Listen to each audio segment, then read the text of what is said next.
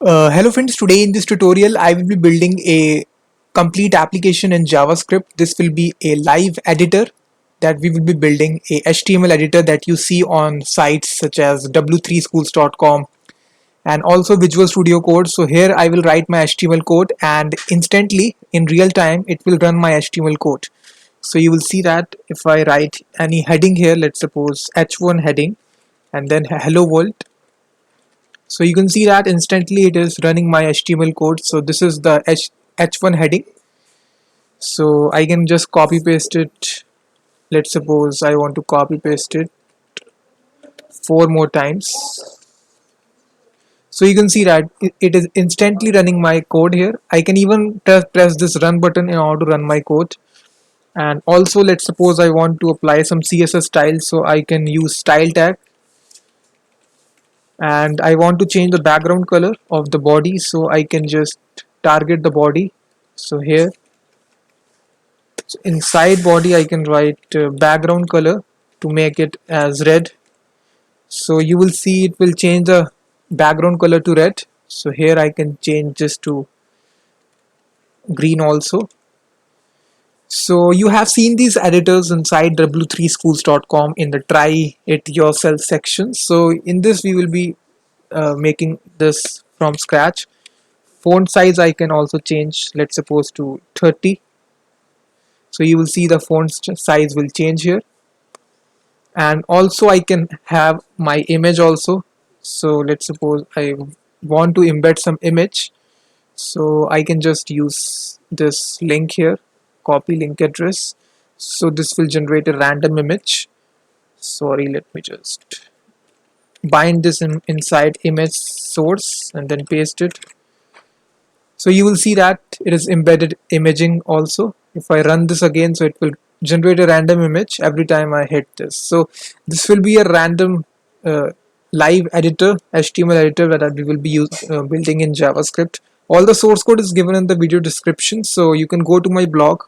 Here I have given all the source code, so you can download it and paste it inside your application. So let me just get started on how to build this. So let me delete all the source code and start from scratch. So here first of all, write a very basic HTML document, and inside the body we will write something, but before that we also need to write style.css to hold the style sheets and script.js for holding the JavaScript code. So make these changes. So first of all, inside the body we will have a div which has a class of main editor, and inside this we will have a button which has a class of btn, and this will have a text of run. And also we will have another div which will have a class of first, and we will provide a uh, attribute which is content editable. So content editable is just a attribute. It means that you can edit the text inside this div. So content editable, you need to give it attribute, and inside this div we will write our code here. So inside this we will write the code inside this div, and also we will have an iframe which will have a class of second, like this. So you don't need to provide any sort of frame border.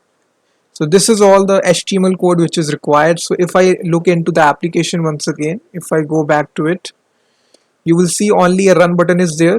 There is a write code here, so we can write any sort of code here. This is a space here, you can see that, and here all the code will be executed. Now we just need to apply some style sheet.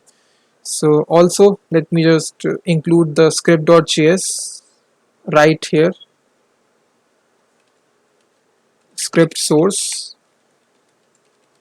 script.js. So now we will write the style sheet, but before that we also need to include this. So make a link tag. So bootstrap is not necessary, I have just included it for my reference here. So bootstrap and jQuery is not needed for this project. So inside the style.css we will apply some global styles. I will change the box sizing to border box, and I will be removing all sort of padding to 0 and margin to 0, And now we will target the btn class, the button class, and position I will change this to fixed, and the right I will give the 2 here.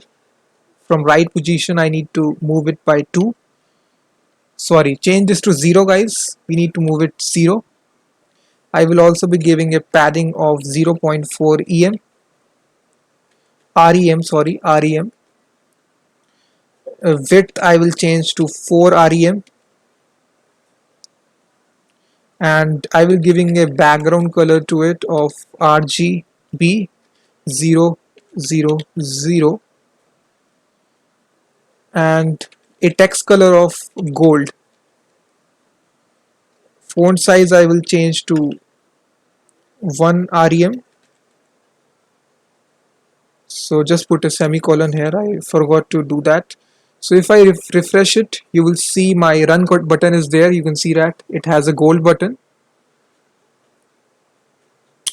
And what we want to do here is that we also need to, after this outline, we need to remove it, outline to none, and cursor I need to change to pointer position like this, and I need to change the height of the button to 90 vertical height like this. So now you will see the button will be large in height. You will see that this is the run button.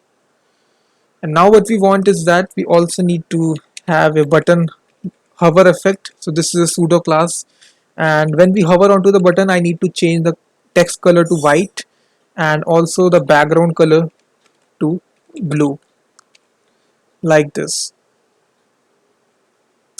So you will see that guys, so it is changing colors here. And I think we need to remove this bootstrap style sheet. This is creating problems. So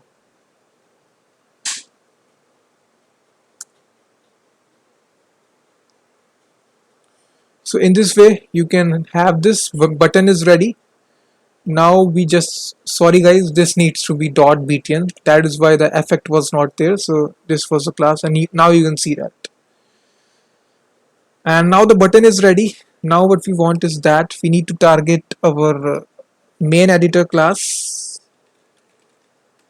So inside the main editor we need to copy paste some styles here. So I am just not want to write the CSS code, so I will just copy paste some of the code here.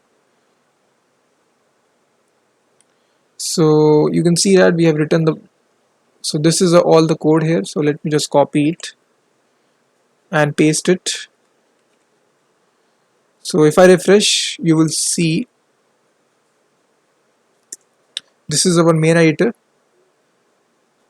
And now what else is remaining? We also need to style our this dot first and dot second. So here I can just again copy paste it.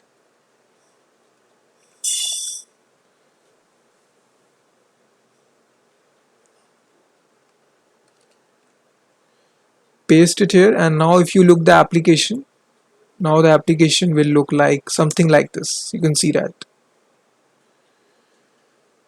So here we need to write our code here. So now I will move to the script.js line here. So first of all we will select all the elements which are there by document.get element by id or query selector, in this case query selector. So we have given a class to it of dot first, and similarly we can select the iframe by similarly document dot query selector. We have given a class to it of you can select it by the element iframe, and lastly we can select our button document dot query selector. This we need to pass button here, that's it. So after getting all the references we can just bind a simple add event listener to the button. So when we click on the button, what we need to do, we need to change the text into HTML. So inside this we need to take the text which is written inside the first element, first dot, text content.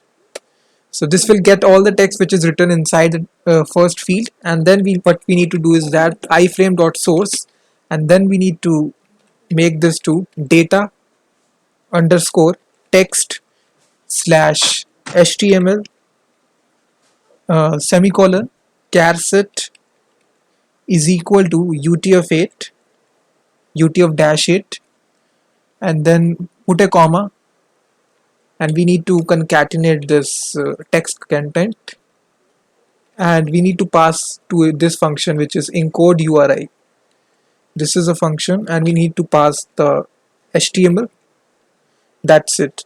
And now if you just execute the application, what you will find is, let me write some code here, h1 hello world, and if I close the h1, if I press the run button, you will see that it will execute the HTML code. It will parse this text and convert to HTML and execute it inside this browser. So now this application is working. Now we just need to make slight modifications. We also need to make it a real-time application, so we need to bind a on key up event on the first event element. So key up event, so when you enter any sort of key, so in that case also you need this this event will automatically fire, and again we just need to copy paste the same code and write inside this function. So what will it will do, we need not have to press any sort of run button. So you can see that now automatically whenever I am pressing any sort of key, it will automatically executing my code. So this is adding the real-time effect. So you will see that. So lastly, we also have to have the functionality, if I wanted any sort of copy paste the HTML code, we can also do that. So for that to happen, we again need to bind one other event to it. The event name is, in this case, is paste. So it is self-explanatory. So when we paste any sort of text, we first of all need to get the text. So this e event is passed to it. So first of all we need to have e dot prevent default, and then we need to get the text which is copy pasted. So we can get this by e dot clipboard clipboard data dot get data, and we need to get it as text flash plain, and then we need to execute document dot execute command, and we need to write here insert text. The second argument will be false, and then we need to paste the text here, pass the text. That's it. So this is all which is there in making this application. So here, if I wanted to paste any sort of HTML code here, let's suppose if I copy all this and if I want to paste it here, paste, so you will see that it will automatically parse all this HTML code and it will execute this. You can see that. So this was a live editor that we have built inside this application. All the source code is there inside the video description. Please like the video, share the video, and I will be seeing you the next video.